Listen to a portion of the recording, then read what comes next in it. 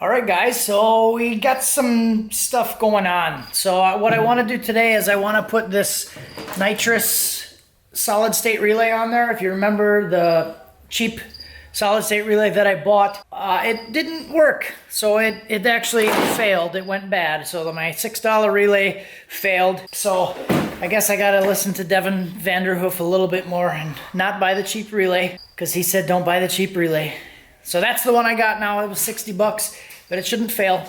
It's the Holley nitrous solid state relay. So we're gonna put that thing on the car. And in other news, there's a cricket back there, so I apologize. This might be the last video that you see with the car.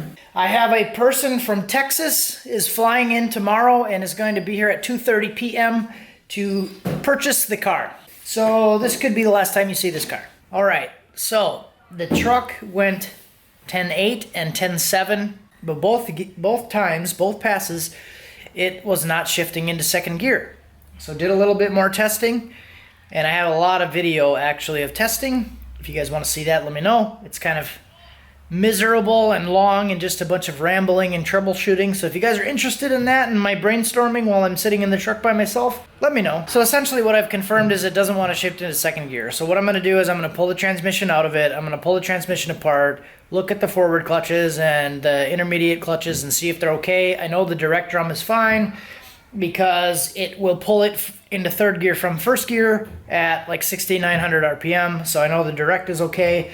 I just want to check the forward and intermediates. And I do have a spare set of forward clutches because when I disassembled the TH400 for this car, the clutches that were in there were good, but I rebuilt the whole thing, so I kept the old clutches.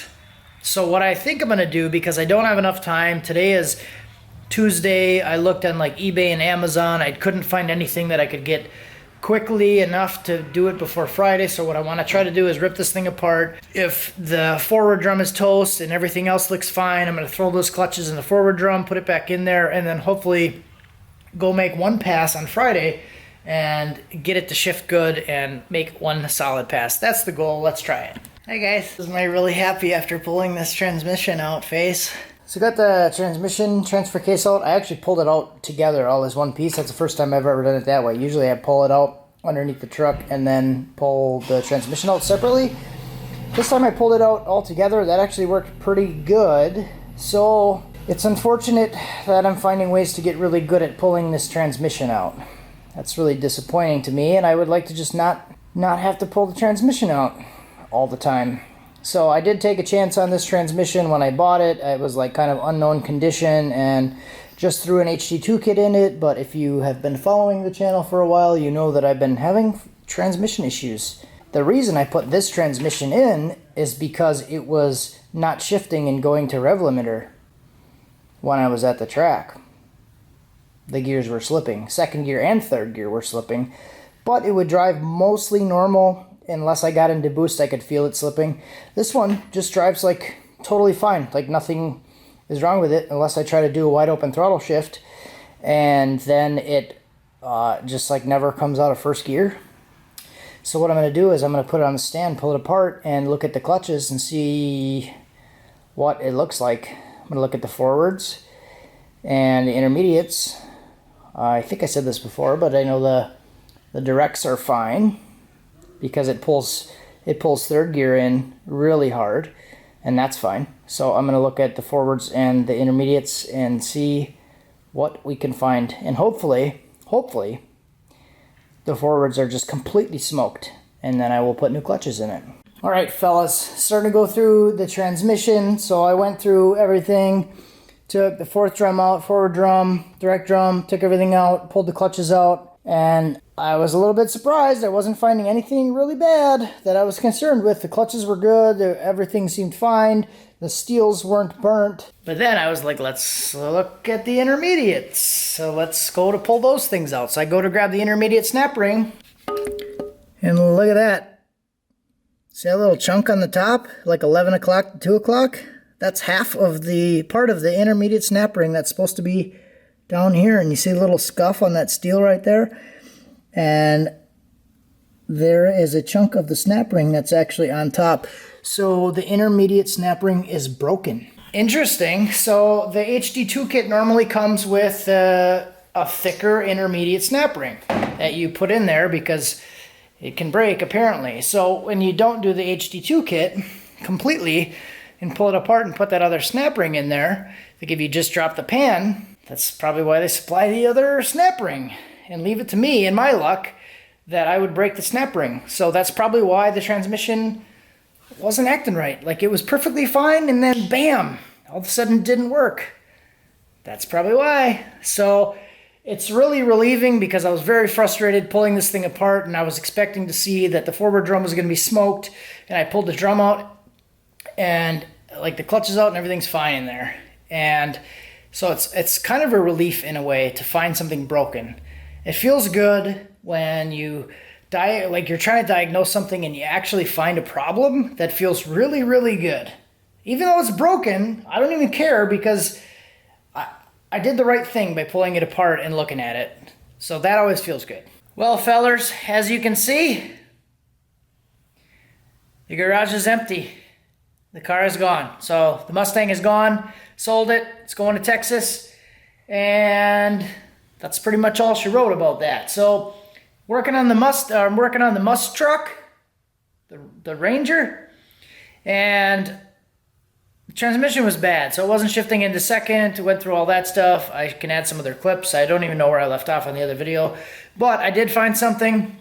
I went inside the transmission, ripped the whole thing apart, and I found a broken snap ring. So my intermediate snap ring was broken into 3 pieces. At first I was like, sweet, that's the smoking gun. I know exactly how to fix that. I have a thicker snap ring from the HD2 kit. I'll put that thing in there. All the clutches look good. I even had some spare clutches that were good left over from the TH400 that I originally had in the Mustang.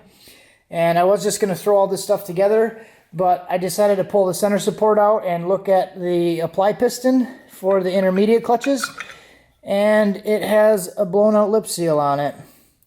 So because the snap ring broke, the snap ring basically holds this clutch pack in there, where there's a ring on the top, the piston pushes up against all this stuff. The snap ring breaks, so the clutches travel farther than they should. It doesn't apply, and then it ended up blowing the seal out of it.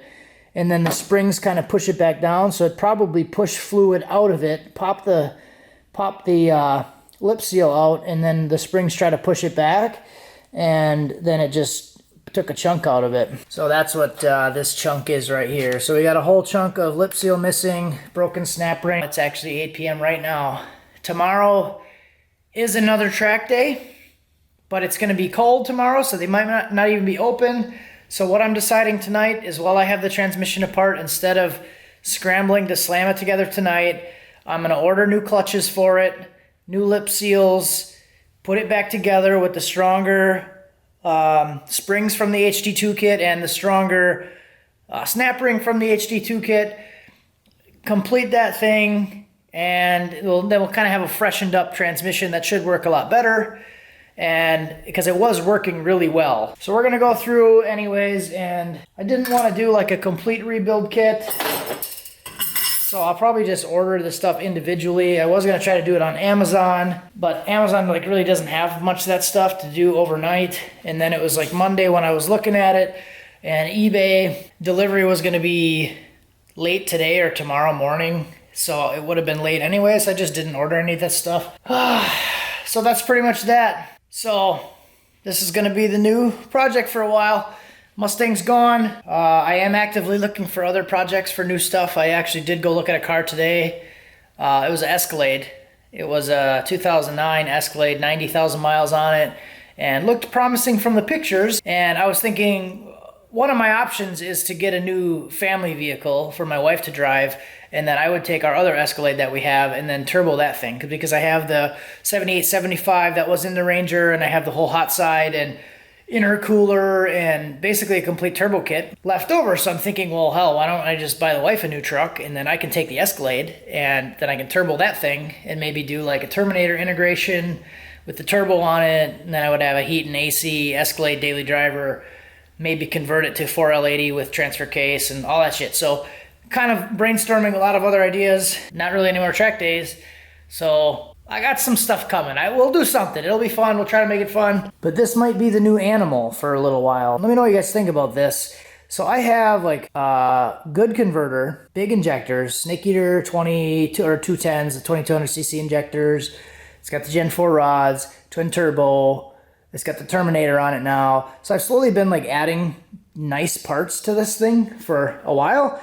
I've just never gotten it to work together correctly at one point. So what would we really need to do to make this thing go fast? So 10.7 it went, but I think it can go faster.